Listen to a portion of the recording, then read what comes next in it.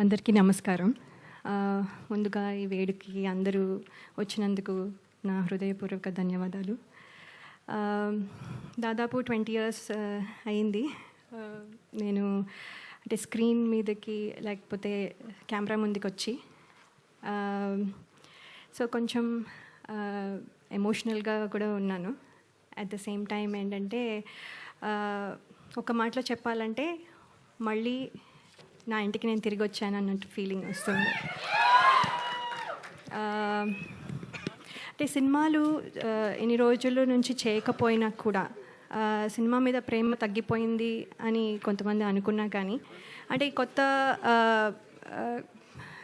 రోల్స్లో మళ్ళీ అదే కొత్తగా బాధ్యతలు, తర్వాత అనుభూతులు, ఇలా అన్నీ కొత్తవి అన్నీ అంటే ఎదురవడం వల్ల కొంచెం గ్యాప్ తీసుకున్నాను.